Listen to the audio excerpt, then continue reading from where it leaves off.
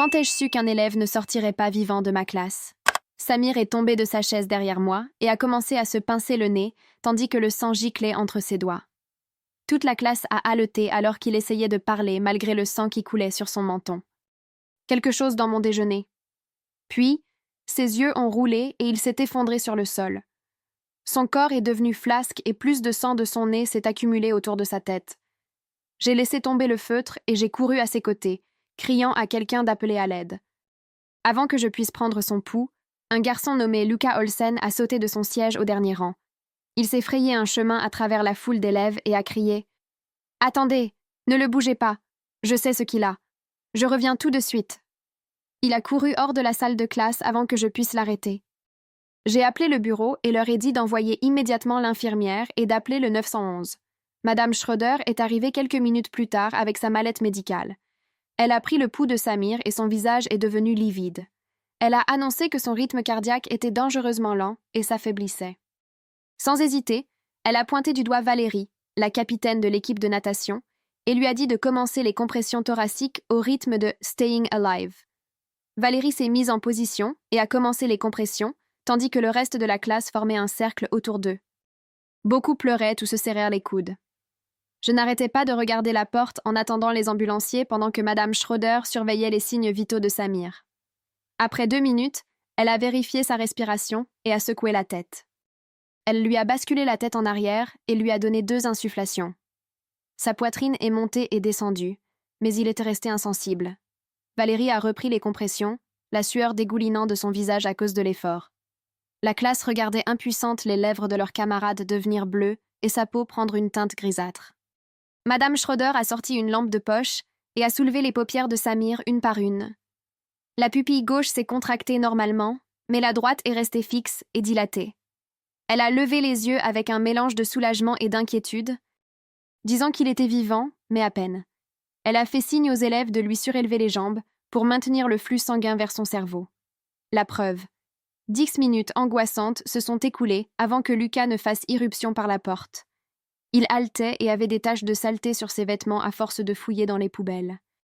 Dans ses mains se trouvait un plateau de cafétéria avec un sandwich à moitié mangé et un trognon de pomme.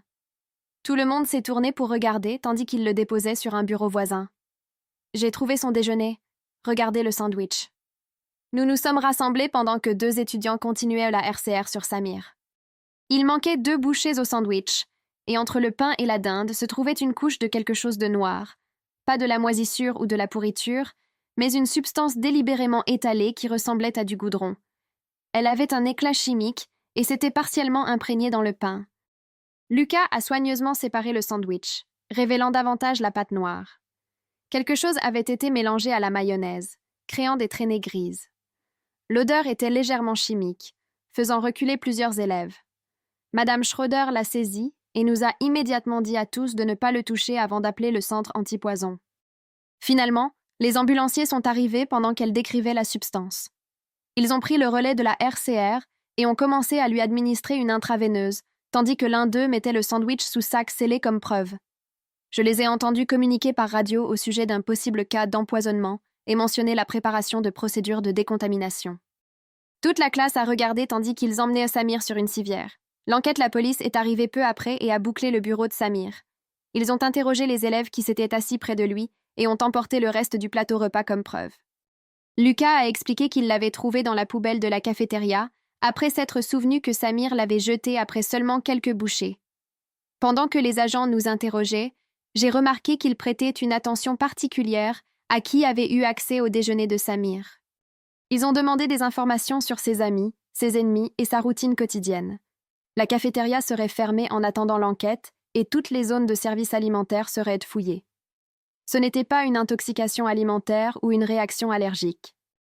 La détective Giles m'a prise à part et m'a montré un SMS qu'ils avaient retrouvé sur le téléphone de Samir, provenant d'un numéro inconnu envoyé ce matin-là. « Profite de ton déjeuner aujourd'hui. Considère ça comme un paiement pour ce que tu as fait à ma sœur. » La détective a expliqué qu'ils avaient retracé le numéro jusqu'à un téléphone jetable acheté en espèces. Mais les images de sécurité du magasin montraient un jeune homme en sweat à capuche qui semblait familier. Alors qu'elle me montrait l'image granuleuse, j'ai réalisé avec une horreur croissante que je reconnaissais la corpulence et la posture. Madame Branson, a dit la détective doucement. Nous devons parler de Lucas Olsen. Il a trouvé ce sandwich un peu trop vite, n'est-ce pas? J'ai regardé la détective et j'ai senti mon estomac se tordre parce que j'avais pensé exactement la même chose. J'ai besoin de revoir ces images plus attentivement, ai-je dit en me frottant les tempes. Elle a hoché la tête et a pris une note sur son bloc-notes avant que la voix du directeur ne retentisse par l'interphone, appelant tout le corps professoral à la salle de conférence immédiatement. Contrôle des dommages. J'ai couru dans le couloir avec d'autres professeurs et j'ai trouvé Ronald Weber debout devant la salle, les bras croisés. Le directeur était à côté de lui, pâle et vérifiant son téléphone toutes les quelques secondes. « Écoutez attentivement », a dit le directeur une fois que tout le monde fut assis. « Personne ne parle aux médias de ce qui s'est passé aujourd'hui. » Ronald Weber s'est avancé et nous a pointé du doigt chacun à tour de rôle. L'école pourrait faire face à des poursuites massives si quelqu'un dit la mauvaise chose aux journalistes. Il a expliqué que toutes les questions devaient y passer par son bureau et nous a rappelé 3 fois les problèmes de responsabilité. Après la fin de la réunion, j'ai rattrapé la détective Giles dans le couloir et l'ai prise à part près de la fontaine à eau. « Cette personne en sweat à capuche qui a acheté le téléphone », ai-je dit à voix basse. Elle avait cette inclinaison spécifique et ce mouvement de tête que j'ai déjà vu. Elle a sorti son carnet et m'a demandé d'écrire toutes les personnes auxquelles je pouvais penser qui bougèrent de cette manière. J'ai commencé à faire une liste, mais je n'arrêtais pas d'être distraite par l'image granuleuse des images de sécurité. Cette nuit-là, à la maison, j'étais assise à la table de la cuisine, fixant mon ordinateur portable pendant que mon dîner refroidissait. Mon esprit rejouait la matinée encore et encore comme un disque rayé. Samir avait jeté son déjeuner très rapidement, beaucoup plus vite que d'habitude. Il s'asseyait généralement là à manger lentement en lisant son manuel de chimie, mais aujourd'hui, il avait pris 2 bouchées et jeté tout le plateau. Ma notification de courriel n'arrêtait pas de sonner et j'ai ouvert ma boîte de réception pour trouver des douzaines de messages de parents. Certains étaient en colère et exigèrent des réponses sur la sécurité de l'école, tandis que d'autres étaient effrayés pour leurs enfants. Certains mentionnaient avoir entendu des rumeurs sur une fille dans une autre école que Samir aurait blessée l'année dernière. Un parent a dit que sa fille était trop effrayée pour venir à l'école demain. Un autre a menacé de retirer complètement son enfant si nous n'avions pas une meilleure sécurité. Mon téléphone a sonné et le nom de Ronald Weber est apparu à l'écran.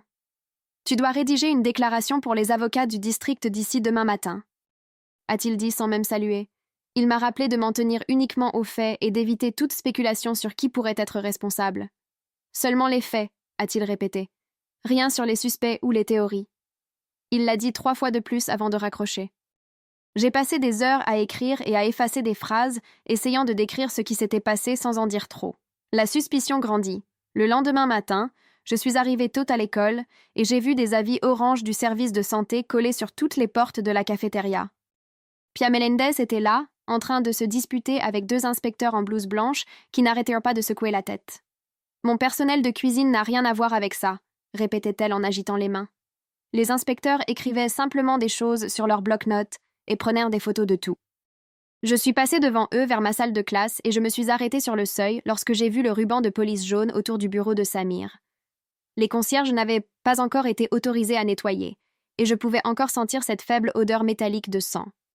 J'ai senti mes jambes se dérober et j'ai dû m'agripper au cadre de la porte pour me stabiliser.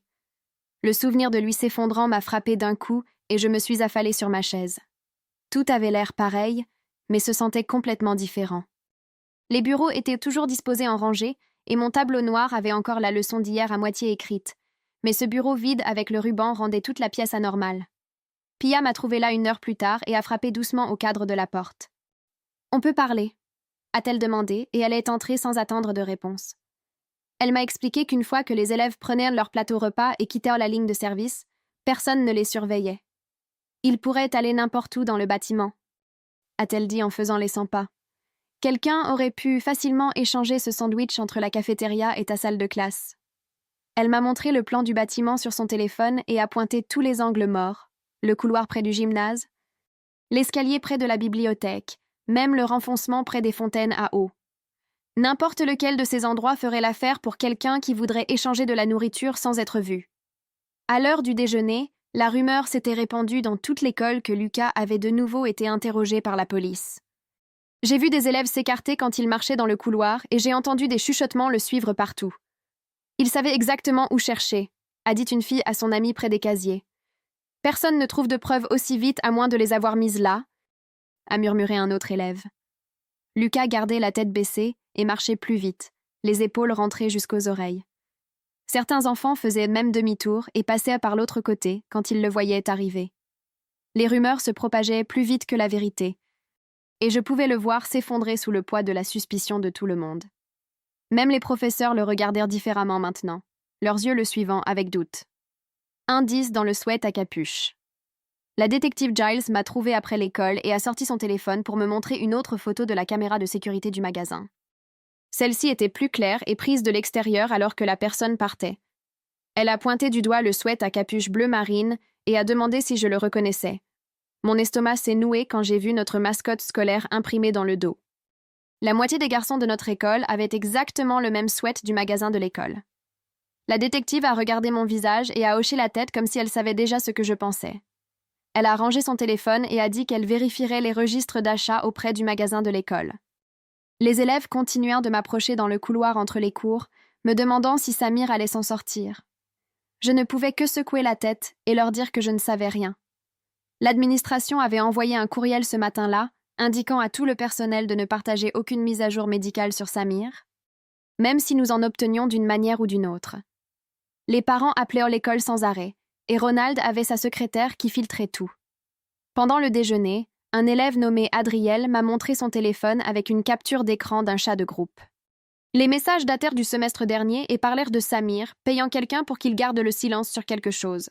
Les SMS étaient vagues, mais une personne mentionnait que ce que Samir avait fait était assez grave pour qu'il soit renvoyé si cela était révélé. Adriel a dit qu'il l'avait obtenu de sa petite amie, qu'il l'avait obtenu de quelqu'un d'autre, donc personne ne savait qui l'avait envoyé à l'origine. J'ai pris une photo de son écran avant qu'il ne parte. La menace Ronald Weber m'a appelé dans son bureau juste après la 6e période et a fermé la porte derrière moi. Il s'est assis derrière son bureau et a joint les mains tout en me disant que la réputation de l'école était en jeu. Il a répété que contenir la situation devait être notre priorité absolue. Puis il s'est penché en avant et a demandé si j'avais remarqué des enseignants ou des membres du personnel agir étrangement dernièrement. Je lui ai dit que tout le monde agissait étrangement parce qu'un élève avait failli mourir dans ma classe. Il n'a pas aimé cette réponse et m'a rappelé que mon contrat devait être renouvelé l'année prochaine. Je suis sortie de son bureau avec un sentiment de malaise. En me dirigeant vers le parking, j'ai croisé Lucas près des portes du gymnase. Il avait l'air épuisé, avec des cernes sous les yeux et les épaules affaissées. Il s'est arrêté quand il m'a vu et a dit qu'il n'avait pas dormi depuis hier. Il a expliqué à nouveau qu'il n'avait couru chercher le plateau repas que parce qu'il avait vu la réaction de Samir et s'était souvenu de l'avoir vu jeter quelque chose à la poubelle pendant le déjeuner. Il a dit que les gens le traitaient de meurtrier en ligne et que ses parents pensaient à le retirer de l'école. J'ai voulu dire quelque chose d'utile, mais je ne pouvais penser à rien qui ne sonne pas creux. Quand je suis rentrée à la maison, j'ai trouvé un courriel de Pia avec une note de service du personnel jointe. La note de service montrait que la porte arrière de la cafétéria avait été laissée ouverte pendant le déjeuner à cause d'une livraison qui était en retard. Elle avait mis en évidence la partie qui disait que la porte était restée sans surveillance pendant près de 40 minutes. Cela signifiait que quelqu'un de l'extérieur aurait pu entrer sans passer par l'entrée principale ou être vu par les caméras de sécurité. Elle avait ajouté une note à la fin me demandant de l'appeler quand je le pourrais. Le motif et la connexion. Pendant mon heure libre le lendemain, je suis restée dans ma salle de classe vide et j'ai étalé le plan de table sur mon bureau. J'ai commencé à marquer où tout le monde était assis et j'ai réalisé qu'il y avait plusieurs angles morts où quelqu'un aurait pu manipuler les affaires de Samir. La poubelle était placée juste à côté de sa rangée, et si quelqu'un s'accroupissait là, il serait caché de la majeure partie de la classe. Son sac à dos aurait également été par terre juste là. Plus je regardais, plus je trouvais d'endroits où quelqu'un aurait pu échanger son sandwich sans être remarqué. Mon téléphone a sonné cet après-midi-là et le numéro de la détective Giles est apparu. Elle m'a dit que Samir était toujours aux soins intensifs, mais stable pour l'instant. Les médecins surveillaient son cœur et faisaient d'autres tests. Elle a dit que sa famille ne voulait pas de visite et avait demandé une intimité totale pendant cette période. Elle a également mentionné que les résultats du laboratoire arriveraient bientôt et qu'elle me ferait savoir quand elle en saurait plus. 2 jours plus tard, elle a rappelé avec le rapport de laboratoire. La substance noire contenait des composés à base de pétrole mélangés à des médicaments sur ordonnance écrasés. Elle a énuméré les produits chimiques qu'ils avaient retrouvés et a dit que ce n'était pas une blague ou un accident aléatoire. Quelqu'un avait délibérément mélangé ces substances en sachant qu'elles causeraient de graves dommages. La combinaison était conçue pour être absorbée rapidement par la muqueuse de l'estomac. Elle a dit qu'ils traitèrent cela comme une tentative de meurtre. Les suspects et l'anneau. J'ai rencontré Pia dans son bureau derrière la cafétéria ce vendredi. Elle avait un bloc-notes avec des listes de noms et les passait en revue un par un. Elle m'a montré tous ceux qui avaient accès aux fournitures de nettoyage et aux solvants près des zones de services alimentaires. La liste comprenait le personnel d'entretien, les livreurs et environ une douzaine d'élèves travailleurs qui aidèrent pendant le déjeuner. Une section montrait les travailleurs temporaires et les livreurs qui n'étaient pas des employés réguliers. Elle a dit qu'ils étaient les plus difficiles à suivre car ils allaient et venaient sans beaucoup de surveillance. Après avoir examiné la liste pendant 20 minutes, la conseillère a frappé à la porte de Pia et a demandé à me parler en privé. Nous avons marché jusqu'à son petit bureau au bout du couloir, où elle a fermé la porte et a sorti un dossier épais de son classeur verrouillé. Elle a tourné plusieurs pages avant de s'arrêter sur un document portant le nom de Samir en haut et m'a dit qu'il y avait quelque chose que je devais savoir sur le semestre dernier. Une étudiante d'une autre école avait porté plainte contre lui après une fête, mais l'affaire avait été classée car personne ne pouvait prouver ce qui s'était passé. Les parents de la fille étaient furieux et n'arrêtèrent pas d'appeler l'école pour exiger des mesures, même s'il n'y avait pas suffisamment de preuves pour faire quoi que ce soit. Elle a dit que la famille avait été extrêmement bouleversée par toute la situation. Je suis sortie de son bureau avec un sentiment de malaise et je me suis dirigée vers Lucas, qui était assis seul à la bibliothèque, fixant son téléphone. Quand je me suis assise en face de lui, il a levé les yeux rouges, et a immédiatement commencé à parler des images de sécurité que la détective Giles lui avait montrées. Il a admis qu'il possédait exactement le même sweat à capuche bleu marine que la personne portait sur la vidéo du magasin. Mais ensuite, il a sorti son téléphone et m'a montré des photos de l'Instagram de sa mère de ce matin-là, avec des horodatages prouvant qu'il était à un rendez-vous chez le médecin à l'autre bout de la ville lorsque le téléphone jetable avait été acheté. Le soulagement sur son visage quand je lui ai dit que je le croyais était évident. La confession est la dernière piste. Mon téléphone a vibré avec un courriel du district marqué urgent et je l'ai ouvert pour trouver un message du bureau du surintendant disant que toutes les demandes des médias devaient passer par Ronald Weber immédiatement. Ils essayèrent de contrôler l'histoire, mais je pouvais déjà voir des élèves poster partout à ce sujet sur les médias sociaux, et les rumeurs se propagèrent plus vite que quiconque ne pouvait gérer. Cette nuit-là, vers 23h, j'étais en train de corriger des examens lorsqu'un message direct est apparu sur mon ordinateur portable d'un nom d'utilisateur d'élève que je n'ai pas reconnu. Il disait qu'ils avaient vu quelqu'un avec un uniforme de coursier rôder près de la porte arrière de la cafétéria ce matin-là, avant le début des cours, et la personne cherchait quelque chose de précis près des poubelles. Le message a disparu après l'avoir lu, et je n'ai trouvé aucune trace de qui l'avait envoyé. Le lendemain matin, la détective Giles a appelé alors que je préparais du café et m'a dit que le laboratoire avait trouvé des traces de solvants de cirage à chaussures mélangés à des bêta-bloquants et des antihistaminiques dans la substance noire. Elle a expliqué que cette combinaison exacte provoquerait les symptômes que Samir avait manifestés, y compris le rythme cardiaque lent et les problèmes respiratoires. Le cirage à chaussures aurait masqué le goût des médicaments, tout en faisant en sorte que tout soit absorbé plus rapidement par son estomac. J'ai saisi un bloc-notes et j'ai commencé à dresser une liste de tous ceux qui connaissaient suffisamment bien la routine du déjeuner de Samir pour planifier cela. Il apportait toujours des sandwichs à la dinde les jours BCHEDU, ce qui signifiait que seules les personnes familières avec ses habitudes quotidiennes sauraient exactement quand frapper. 2 jours plus tard, Beckett Rea est resté après les cours et a attendu que tout le monde soit parti avant de s'approcher de mon bureau. Il a murmuré qu'il avait besoin de me dire quelque chose d'important, mais qu'il avait peur de s'impliquer. Il avait vu quelqu'un échanger un sandwich à la fin de la période de déjeuner près des poubelles près de la sortie.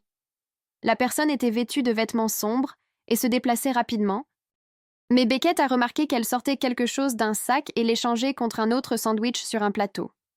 Quand je lui ai demandé de décrire tout ce dont il se souvenait d'autre, Beckett a sorti un morceau de papier où il avait fait un croquis.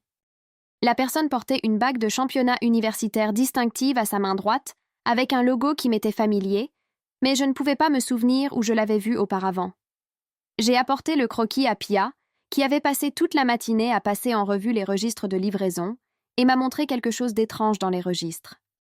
Il y avait eu une livraison non programmée à l'heure du déjeuner par un livreur qui n'était pas sur l'itinéraire régulier pour cette journée. La signature sur le formulaire n'était qu'un gribouillis désordonné et la section de description du colis était complètement vide. Ce qui n'arrivait jamais avec des livraisons légitimes. Le redatage montrait que cela s'était produit juste avant le début du déjeuner, ce qui aurait donné à quelqu'un un accès parfait à la zone de la cafétéria. La dernière pièce Ronald Weber m'attendait devant ma salle de classe le lendemain matin, les bras croisés. Il m'a poussé dans une salle de conférence vide et a fermé la porte assez fort pour que les stores s'entrechoquent contre la fenêtre. Il a commencé à faire les 100 pas en me disant que le district s'inquiétait des problèmes de responsabilité avec tant de questions de ma part. Il m'a averti que si je continuais à enquêter de mon propre chef, il n'aurait d'autre choix que de me mettre immédiatement en congé administratif. J'ai acquiescé et je suis partie, mais je suis allée directement à mon ordinateur où un courriel du fournisseur de la cafétéria m'attendait concernant leurs horaires de livraison. Le message mentionnait qu'ils avaient un coursier temporaire nommé James qui couvrait des itinéraires toute la semaine, mais personne ne semblait avoir ses coordonnées complètes dans le dossier. Le fournisseur a dit que James avait été embauché par une agence temporaire et qu'ils essayaient toujours de retrouver ses documents de vérification des antécédents. J'ai trouvé Pia près du quai de chargement après l'école. Elle avait l'air coupable en admettant que parfois elle gardait elle-même la porte arrière déverrouillée lorsque les livraisons étaient en retard et qu'elle avait besoin d'un accès rapide. L'horaire de livraison était si serré que suivre tous les protocoles de sécurité signifierait que la nourriture ne serait pas prête à temps pour le service du déjeuner. Elle m'a montré le presse-papier avec les horaires de livraison, et j'ai pu voir qu'il y avait à peine 5 minutes entre l'arrivée des camions et le moment où ils devaient être déchargés. Ses mains tremblaient, tandis qu'elle expliquait qu'elle faisait cela depuis des mois sans penser que cela pourrait être un risque pour la sécurité jusqu'à présent. Une notification officielle de l'équipe juridique du district m'attendait dans ma boîte aux lettres lorsque je suis retournée dans ma salle de classe cet après-midi-là. La lettre indiquait que la famille de Samir envisageait des actions civiles contre l'école pour ne pas avoir fourni une sécurité et une surveillance adéquates. Il a été demandé à tout le monde de conserver tous les documents et communications liés à l'incident, y compris les courriels, les notes et toute conversation informelle concernant l'empoisonnement. Les avocats voulaient que tout soit documenté au cas où des déclarations sous serment seraient nécessaires, et nous ont avertis de ne rien effacer, qui pourrait être considéré comme une preuve plus tard. Beckett est resté après les cours à nouveau le lendemain et a attendu que nous soyons seuls avant de me dire que sa sœur fréquentait une autre école à proximité. Elle connaissait la fille par les rumeurs sur Samir et avait entendu dire qu'il y avait eu une vidéo qui avait brièvement circulé avant d'être supprimée des téléphones. Personne n'avait sauvegardé de preuves de ce qui s'était passé, mais plusieurs étudiants se souvenaient de l'avoir vu et parlèrent de à quel point cela nuisait à la réputation de Samir. La sœur de Beckett a dit que la famille de la fille était devenue furieuse lorsque l'école n'avait pas voulu prendre de mesures sans preuve concrète de ce que Samir aurait fait. La détective Giles a appelé ce soir-là pour partager que son analyse de la démarche de l'acheteur du sweat à capuche à partir des images de sécurité n'était pas concluante. Après tout, la taille et la corpulence pouvaient correspondre à plusieurs étudiants de notre école ou même à un jeune membre du personnel qui pourrait avoir accès au bâtiment. Elle semblait frustrée en expliquant à quel point la personne avait gardé la tête baissée et marchait d'une manière qui rendait l'identification presque impossible. L'équipe technique avait essayé d'améliorer les images, mais la qualité était trop médiocre pour obtenir des traits distinctifs au-delà du type de corps et de la démarche généraux. Lucas s'est présenté à la porte de ma salle de classe après l'école, l'air pire que je ne l'avais jamais vu, avec des cernes et des cheveux non lavés. Il a fondu en larmes en parlant de comment tout le monde supposait qu'il était coupable simplement parce qu'il avait trouvé la preuve si rapidement. Sa voix s'est brisée lorsqu'il a dit qu'il essayait seulement d'aider et que maintenant ses demandes d'admission à l'université pourraient être ruinées pour avoir été associées à cela. D'autres étudiants l'évitaient dans les couloirs et quelqu'un avait écrit « empoisonneur » sur son casier avec un marqueur permanent que le personnel d'entretien n'avait pas pu enlever complètement. Il m'a montré des captures d'écran de messages le traitant d'aspirant meurtrier et disant qu'il devrait être renvoyé, même sans preuve de culpabilité. Le laboratoire a finalement envoyé son rapport complet, confirmant la présence de propranolol à des niveaux dangereux mélangés à la substance noire dans le sandwich. La quantité était définitivement suffisante pour provoquer de graves symptômes cardiaques et aurait pu être mortelle si l'aide médicale n'était pas arrivée quand elle l'a fait. J'ai pris la détective Giles à part après avoir lu le rapport de laboratoire et j'ai souligné que celui qui avait fait cela devait avoir apporté le sandwich à Samir, d'une manière ou d'une autre. Elle a acquiescé et a dit qu'ils étaient déjà en train d'extraire les images des caméras de circulation de tous les camions de livraison qui s'étaient approchés de l'école ce matin-là. L'équipe technique examinait des heures de vidéo à la recherche de toute camionnette de coursier ou de camion qui s'était arrêté près de notre bâtiment entre 7 heures et midi. Elle m'a montré des impressions de plaques d'immatriculation de véhicules qu'ils avaient capturées jusqu'à présent et m'a demandé si l'une d'entre elles m'était familière de mon arrivée le matin. J'ai reconnu quelques entreprises de livraison régulières, mais rien ne semblait inhabituel. Elle a pris des notes sur chaque entreprise que je me souvenais avoir vue auparavant et a dit qu'ils allaient les recouper avec les itinéraires officiels de l'entreprise pour cette journée. 2 jours plus tard, elle a appelé avec des nouvelles qui m'ont retourné l'estomac. Une liste d'employés contractuels d'un service de messagerie locale montrait qu'ils avaient embauché quelqu'un nommé James Hartley seulement 2 semaines auparavant pour des itinéraires de livraison temporaire autour de notre district. Son formulaire de contact d'urgence indiquait une sœur qui fréquentait Roosevelt High. L'école a seulement 15 minutes de la nôtre. Le timing était trop parfait pour être une coïncidence, car il avait commencé juste avant que l'empoisonnement ne se produise. La détective Giles a dit qu'elle se rendait à son appartement cet après-midi-là pour l'interroger et me ferait un compte-rendu après. Elle m'a appelé ce soir-là et sa voix était tendue par l'excitation. Hartley avait ouvert la porte en portant un anneau de championnat universitaire qui correspondait exactement à ce que Beckett avait décrit, jusqu'au logo et à l'année gravée dessus.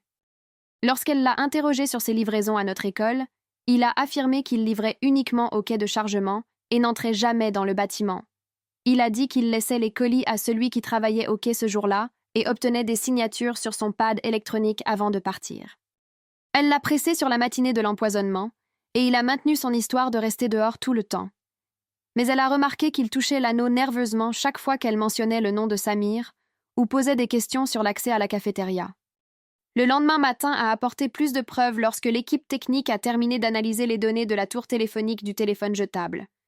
Les pings ont montré qu'il se déplaçait le long de l'itinéraire de livraison exact de Hartley ce matin-là, frappant des tours près de chacun de ses arrêts programmés. Plus tard le même jour, il a fait un ping sur un centre commercial où les relevés de carte de crédit montraient que Hartley avait acheté son déjeuner pendant sa pause. La chronologie concordait trop parfaitement pour que ce soit quelqu'un d'autre utilisant le même itinéraire par hasard. La détective Giles a dit qu'il n'avait besoin que d'un peu plus de preuves avant de pouvoir l'arrêter. Cet après-midi-là, j'ai appris par un courriel de Ronald Weber que Lucas avait été suspendu en attendant le résultat de l'enquête, même s'il n'y avait aucune preuve réelle contre lui. Le courriel indiquait que c'était pour sa propre sécurité et celle des autres élèves, mais je savais qu'il s'agissait en réalité de protéger l'école de la responsabilité. J'ai vérifié les médias sociaux ce soir-là et j'ai eu envie de jeter mon téléphone à travers la pièce. Les étudiants publiaient des choses horribles sur Lucas, le traitant d'aspirant meurtrier et disant qu'il devrait être renvoyé ou pire. Quelqu'un avait lancé une pétition pour l'empêcher d'obtenir son diplôme, et elle comptait déjà plus de 200 signatures. Les commentaires sous ces anciennes publications Instagram étaient brutaux, des gens disant qu'ils avaient toujours su que quelque chose n'allait pas chez lui.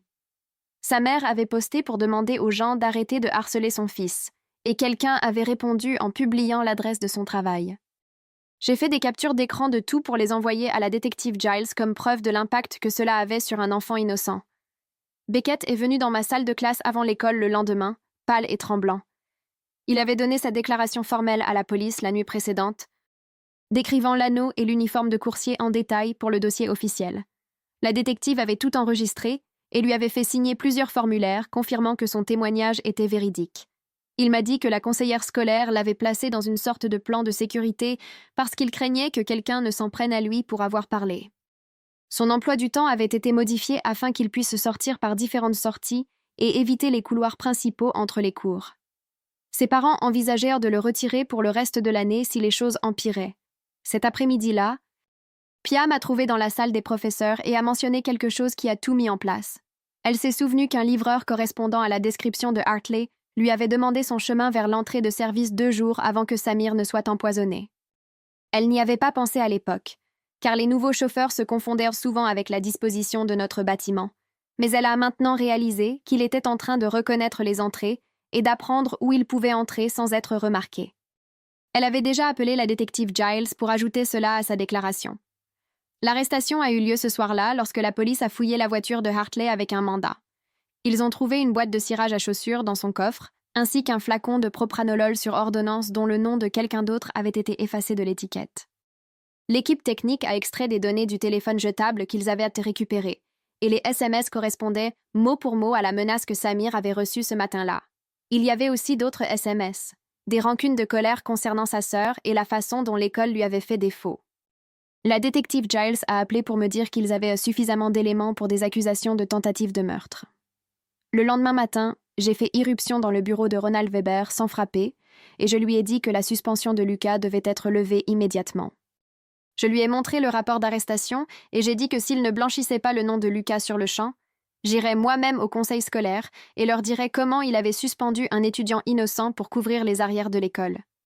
Il a essayé de parler de procédure et d'enquête, mais je l'ai coupé et j'ai dit que les preuves étaient claires que Hartley l'avait fait, pas Lucas. J'ai menacé d'appeler les informations locales et de leur dire qu'un étudiant était puni sans aucune preuve alors que le vrai criminel était déjà en détention. Le visage de Weber est devenu rouge, mais il a pris son téléphone et a appelé quelqu'un pour annuler la suspension immédiatement. Plus tard dans la journée, la détective Giles a appelé avec la dernière pièce du puzzle.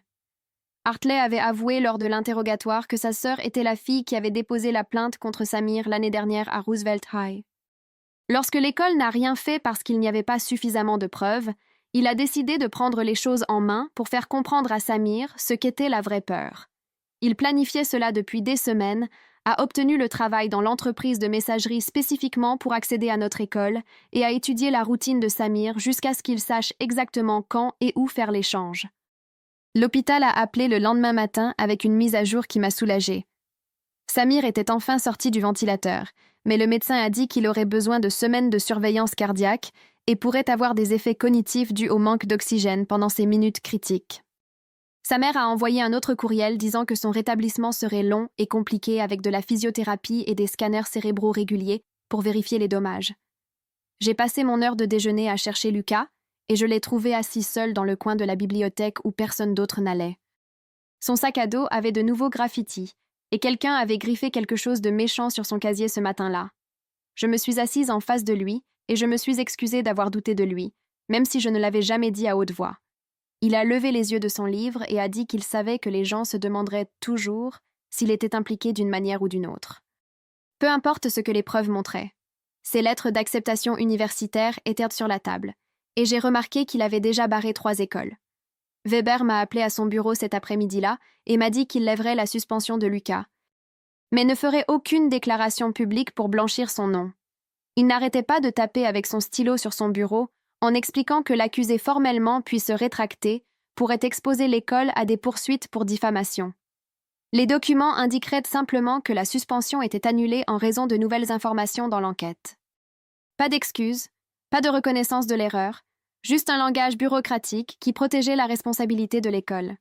Pia m'a rattrapé dans le couloir plus tard et m'a montré les nouveaux protocoles qu'elle avait déjà commencé à mettre en œuvre. Chaque livreur devait maintenant s'enregistrer au bureau principal et porter un badge de visiteur orange vif qui ne pouvait pas être caché. Elle avait également installé de nouvelles serrures sur toutes les portes de service qui ne pouvaient plus être laissées ouvertes. Les gars de l'entretien se plaignaient de devoir utiliser leur carte d'accès à chaque fois, mais elle s'en fichait. Elle m'a emmenée pour me montrer où elle avait également mis des chaînes sur les couvercles des poubelles, afin que personne ne puisse fouiller dedans pour chercher des preuves ou planter quoi que ce soit. La détective Giles a appelé ce soir-là pour me dire que Hartley ferait face à des accusations de tentative de meurtre. Mais il y avait un problème. Sa sœur refusait de participer à l'affaire et voulait juste avancer dans sa vie sans plus de traumatisme. Sans son témoignage sur ce qui s'était passé avec Samir l'année dernière, le motif serait plus difficile à prouver au tribunal. La détective semblait frustrée, mais a dit qu'ils avaient suffisamment de preuves physiques pour continuer quand même. J'ai passé cette nuit à penser à la vitesse à laquelle les rumeurs s'étaient propagées et avaient empoisonné la réputation de Lucas avant que nous ne sachions quoi que ce soit. Les chats de groupe et les publications sur les réseaux sociaux l'avaient condamné en quelques heures sur la base de rien de plus que de la suspicion. J'ai décidé que je devais aborder cela avec mes élèves lorsque les cours reprendraient la semaine suivante. Nous avons disposé les bureaux en cercle pour notre premier cours de retour, et j'ai dit à tout le monde que nous pouvions exprimer nos peurs et notre colère sans nommer de suspects ou de victimes.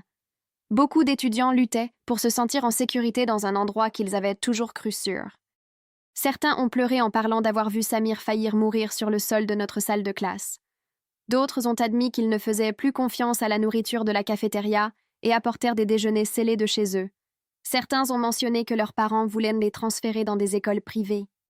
Lucas a levé la main à mi-chemin et a expliqué qu'il avait remarqué que quelque chose n'allait pas avec le sandwich, parce que la substance noire était visible sur le côté lorsque Samir l'a posé.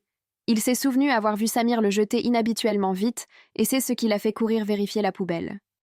Les autres élèves ont finalement commencé à le voir comme observateur, plutôt que comme suspect. Plusieurs se sont excusés pour les choses qu'ils avaient postées en ligne à son sujet. Après les cours, j'ai demandé à Beckett de rester, et je l'ai remercié en privé pour son courage de s'être manifesté avec ce qu'il avait vu. Ses mains tremblaient de moins, maintenant, mais il regardait toujours par-dessus son épaule constamment. La conseillère avait fait en sorte qu'il ait des séances de soutien supplémentaires sans qu'il ne se sente stigmatisé par les autres élèves. Ses parents avaient finalement décidé de ne pas le retirer de l'école, car Hartley était en détention. Pia m'a fait visiter cet après-midi-là toutes les nouvelles mesures de sécurité qu'elle s'était empressée d'installer. Les alarmes de porte retentiraient si une entrée de service était maintenue ouverte plus de 30 secondes. Les caméras de sécurité couvraient désormais chaque angle mort de la cafétéria et des zones de chargement. Elle avait cartographié chaque point d'entrée possible et s'était assurée que chacun était surveillé ou sécurisé. Elle m'a montré le nouveau système d'enregistrement pour toutes les livraisons de nourriture, avec des photographies de chaque chauffeur et des horodatages pour chaque entrée et sortie. Les détecteurs de métaux à l'entrée principale étaient également en cours de mise à niveau. C'était réconfortant de voir tous ces changements, mais triste que Samir ait failli mourir pour que le district approuve le financement. Les parents continuaient d'appeler pour exiger plus d'informations, et le conseil scolaire avait déjà programmé 3 réunions d'urgence.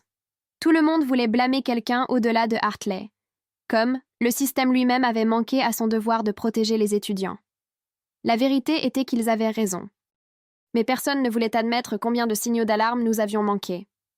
Ronald a envoyé un courriel cet après-midi-là avec l'objet « mise à jour de sécurité importante » qui ne disait pratiquement rien. Il a utilisé des mots comme protocoles améliorés et examen complet, sans mentionner l'empoisonnement ou James ou quoi que ce soit de réel. Je l'ai lu 3 fois en essayant de trouver des informations réelles, mais ce n'était que du langage d'entreprise vide conçu pour éviter les poursuites. Les autres enseignants en passèrent des copies dans la salle de repos et secouèrent la tête devant son inutilité. Les parents ont commencé à appeler l'école quelques minutes plus tard pour exiger de vraies réponses, mais le personnel du bureau ne pouvait que répéter les mêmes points de discussion vagues que Ronald leur avait donnés. Ce soir-là, j'ai trouvé un courriel d'une adresse que je n'ai pas reconnue dans ma boîte de réception. Lorsque je l'ai ouvert, j'ai vu qu'il provenait de la mère de Samir me remerciant d'avoir appelé le 911 si rapidement et d'être resté avec lui jusqu'à ce que l'aide arrive. Elle a écrit que le médecin avait dit que ses premières minutes avaient de fait la différence entre sa survie ou non. Elle n'a posé aucune question sur ce qui s'était passé, n'a pas mentionné l'enquête ou quoi que ce soit sur James, juste un simple merci qui m'a fait pleurer à mon bureau. Le lendemain matin, notre classe a décidé de faire quelque chose pour Madame Schroeder, car elle avait essentiellement sauvé la vie de Samir grâce à sa réponse médicale rapide. Quelqu'un a suggéré une affiche et tout le monde s'est enthousiasmé pour l'idée. Nous avons passé toute la période à y travailler avec des étudiants dessinant des cœurs et écrivant des messages sur à quel point elle était courageuse. Même les enfants qui restaient généralement au fond et ne participaient jamais ajoutèrent leur signature et de petits dessins. J'ai apporté l'affiche à son bureau après l'école et j'ai frappé à sa porte. Elle était assise à son bureau, entourée de revues médicales et avait l'air fatiguée. Quand elle a vu l'affiche, ses yeux sont devenus larmoyants et elle s'est levée pour regarder toutes les signatures. Nous n'avons pas dit grand-chose, mais nous sommes restés là 1 minute, pensant tous les deux à cette horrible matinée où Samir avait failli mourir sur le sol de notre salle de classe. 3 mois se sont écoulés avant que Samir ne revienne à l'école. Je l'ai vu marcher dans le couloir avec un petit appareil collé à sa poitrine sous sa chemise. Le moniteur cardiaque sonnait occasionnellement et il devait quitter les cours plutôt 2 fois par semaine pour des rendez-vous médicaux. Les étudiants lui ont donné de l'espace sans le rendre bizarre et les enseignants ne l'appelaient que s'il levait la main. Lentement, les choses ont commencé à se sentir moins tendues et les gens ont arrêté de chuchoter lorsqu'il passait. Ses amis se sont rassis avec lui à l'heure du déjeuner et je l'ai même entendu rire dans le couloir un après-midi. Lucas m'a trouvé après l'école un jour, tenant une lettre d'acceptation pour le programme d'ingénierie dont il rêvait depuis la première année. Il m'a dit que toute l'expérience de l'enquête lui avait appris à tout documenter et à toujours défendre ce qui est juste, même quand les gens doutent de vous. La plupart des étudiants avaient cessé de le traiter comme un suspect, et certains lui ont même dit qu'ils respectaient la rapidité avec laquelle il avait agi ce jour-là. Sa réputation n'était pas complètement réparée, mais elle s'améliorait de semaine en semaine. Beckett aussi avait changé depuis qu'il avait donné son témoignage à la police. Il marchait avec plus de confiance et a cessé de regarder par-dessus son épaule tout le temps. Lorsque Pia a annoncé qu'elle allait créer un comité de sécurité des étudiants pour aider à prévenir de futurs incidents, Beckett a été le premier à s'inscrire. Il m'a dit qu'il voulait s'assurer qu'aucun autre étudiant n'ait à être témoin de ce qu'il a vu ou n'ait peur de parler de quelque chose de mal. Le comité se réunissait tous les mardis et travaillait sur des propositions pour de meilleures caméras de sécurité et des procédures d'urgence. La nouvelle est tombée par courriel du district que James avait accepté un accord de plaidoyer de 10 ans, avec possibilité de libération conditionnelle après 6 ans. Le procureur avait voulu aller au procès, mais l'avocat de James l'a convaincu d'accepter l'accord pour éviter une peine plus longue. Sa sœur avait déjà été transférée à l'école en ligne pour échapper à toute l'attention et au ragot concernant son frère empoisonneur. La détective m'a dit en privé que la sœur refusait toujours de parler de ce qui s'était passé avec Samir l'année précédente et voulait juste disparaître. Au moins, le cycle de vengeance s'était finalement arrêté, même si les dommages ne pouvaient pas être annulés. 6 mois après cette matinée terrifiante où Samir s'est effondré, notre classe avait retrouvé son rythme. Les nouvelles mesures de sécurité faisaient désormais partie de la vie quotidienne avec tout le monde, s'enregistrant au bureau et les conteneurs de nourriture scellés à la cafétéria. Les étudiants avaient formé des amitiés plus fortes, après avoir traversé quelque chose d'aussi effrayant ensemble. Les enseignants se surveillaient davantage les uns les autres, et les parents se présentaient réellement aux réunions de l'appel. Nous avions appris à la dure que nous protéger les uns les autres importait plus que les ragots ou les vieilles rancunes. Les détecteurs de métaux et les caméras de sécurité ne pouvaient pas tout empêcher, mais au moins les gens faisaient attention maintenant. Samir était de retour à l'obtention de bonnes notes et Lucas se préparait pour l'université. Le comité de sécurité de Beckett avait fait approuver 3 de ses propositions par le conseil scolaire. Même Ronald avait commencé à vraiment écouter lorsque les enseignants soulevaient des préoccupations, au lieu de simplement s'inquiéter de la responsabilité. Nous n'étions plus la même école qu'avant l'empoisonnement, mais peut-être que nous étions meilleurs à certains égards. Nous avions survécu à quelque chose de terrible, et en sommes sortis en sachant que prendre soin les uns des autres n'était pas seulement une chose agréable à faire, mais nécessaire à la survie de tous. C'est là que nous allons nous arrêter aujourd'hui. Merci d'être là. Franchement, cela donne beaucoup plus de sens à ces histoires. Abonnez-vous et gardons les bonnes ondes.